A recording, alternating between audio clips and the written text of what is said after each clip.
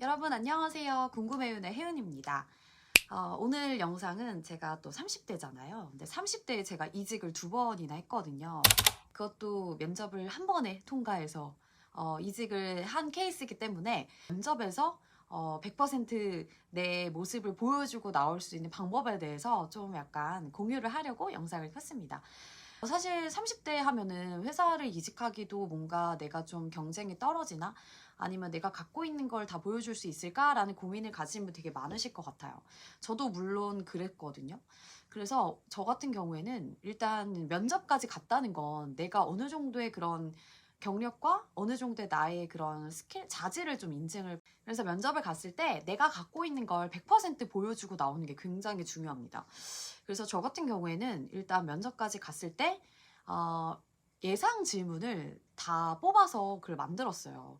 1번부터 100번까지 질문에 나올 수 있는, 면접에 나올 수 있는 질문을 다 뽑아서 워드에다 그걸 다 칩니다. 그래가지고 거기에 대한 답변을 나만의 이야기에 대한 답변으로 다 다는 거예요. 그래서 그걸 프린트해가지고 볼 수 있을 때마다 계속 프린트해서 봤어요. 쉬는 시간마다. 뭐 예를 들면은 정말 기초적인 그런 면접 단골 질문 같은 것도 나올 수 있고, 뭐 자기소개부터 아니면 정말 돌발 질문 있잖아요. 뭐 예를 들어 너가 생각하는 가장 중요한 가치는 무엇이냐, 뭐 이런 질문이 나올 수도 있고, 옆에 있는 사람의 장점을 한번 설명해 봐라, 이런 갑자기 얼토당토한 질문이 나올 수도 있거든요.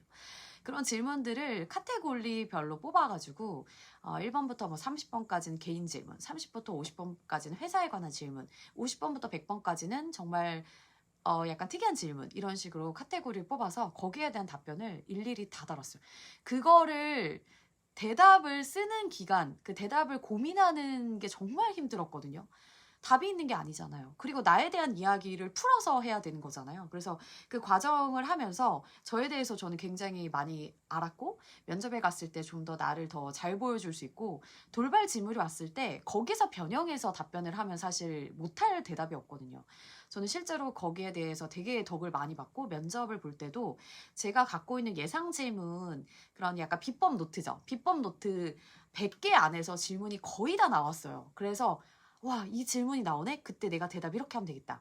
그거를 평소에도 굉장히 연습을 많이 해뒀기 때문에 어렵지 않게 시험을 볼 수 있었던 것 같아요.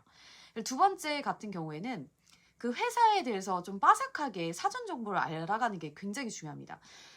만약에 회사에 내가 가고 싶던 회사에 공고가 났다, 이제 면접 전형이 남았다 했을 때 그 회사가 원하는 인재상이 분명히 있을 거예요. 근데 그 인재상에 대한 정보를 내가 사장이 아닌 이상 100% 알기는 정말 어렵죠.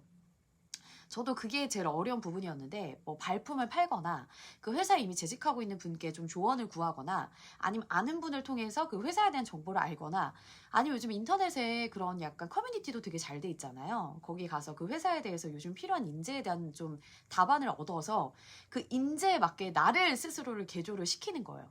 그래서 이런 질문이 왔을 때 회사가 원하는 인재상은 뭐 약간 다양한 멀티 업무를 할 수 있는 사람이다 라는 정보를 얻었다 하면은 그 질문에 대한 답변을 다 거기에 초점을 맞춰서 결국 나는 멀티가 가능한 사람입니다 라는 쪽으로 다 답변을 한 곳으로 모으는 거예요.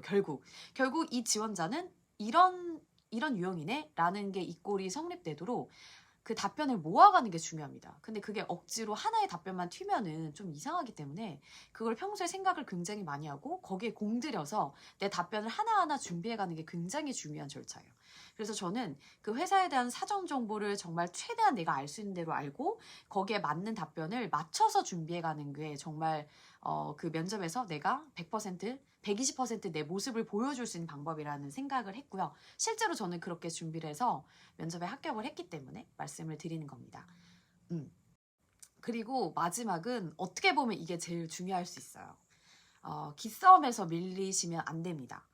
면접관들과도 마찬가지고 시험을 같이 보러 온 나의 경쟁자들 있잖아요. 면접 지원자들과의 기싸움에서 밀리시면 절대 안 됩니다. 연애도 그렇고 면접도 똑같아요. 약간 주도하고 기싸움이 굉장히 중요하다고 저는 생각을 하기 때문에 일단 시험장에 가면은 진짜 와, 우리나라에 이렇게 대단한 사람들이 많았어 라는 생각을 전 늘 했거든요. 면접장에 가면 면접관들이 면접 지원자들을 모아놓는 공간이 따로 존재를 하잖아요.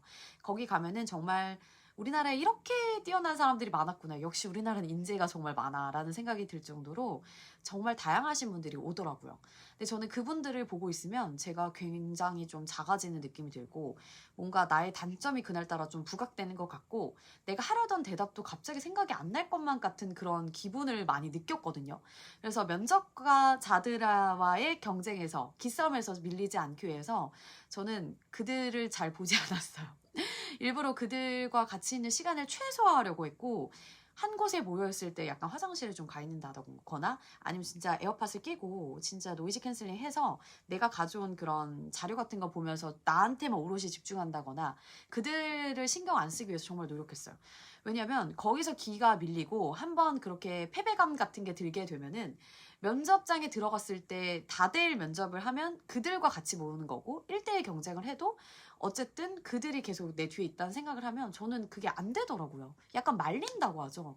그래서 잘 될 것도 안 되는 느낌이 드는 거예요. 그래서 일단 그들을 절대 의식하면 안 됩니다. 그들은 그들이고 나는 난데 나도 이 최종까지 올라왔다는 건 회사가 원하는 부합하는 인재라는 뜻이거든요. 그래서 기싸움에서 절대 밀리시면 안 돼요. 그냥 당당하게 내가 준비해온 거 100% 아니 120%를 면접관들에게 보여주고 가겠다는 마음으로 그런 경쟁자들을 절대 신경 쓰지 마세요. 그들은 그들이 할 일을 해야 하면 되고 나는 내가 할 일을 하면 되는 거거든요. 근데 저도 20대 때는 정말 많은 그걸 신경을 썼어요. 그래서 지원자들을 보면서 와 이렇게 괜찮은 애들이 왔으니까 나는 오늘 분명히 떨어질 거야. 나는 오늘 못할 거야. 내가 저들보다 잘난 게 뭐가 있어. 내가 왜 되겠어. 라는 생각을 하고 시험을 보면 결과가 좋지 못했거든요. 근데 어느 순간 해탈했어요. 아, 그래. 저렇게 잘난 사람들만 되면은 우리나라는 저런 사람들만 일하겠지. 나는 내가 가진 장점을 면접관들한테 다 보여주고 올 거야. 라는 생각으로 그들을 보지 않고 오롯이 나만 보고 면접에 들어가니까 100% 아니 120% 내가 발휘할 수 있는 걸 다 발휘하고 나오니까 속도 후련하더라고요. 그래서 그 면접의 결과도 상당히 좋았고 어쨌든 전 30대에 프로 이직러로서 이직을 2번 정도 했기 때문에 저의 이런 마인드 당당해져야 돼요, 여러분. 절대 긴장하지 마시고 쫄지 마시고 기에 눌리지 마시고 내가 갖고 있는 거를 100% 보여주고 오신다면은 면접에서 좋은 결과를 얻으실 수 있을 걸. 30대 또 하실 수 있습니다. 오늘 영상이 도움이 되셨다면 좋아요, 구독 부탁드릴게요.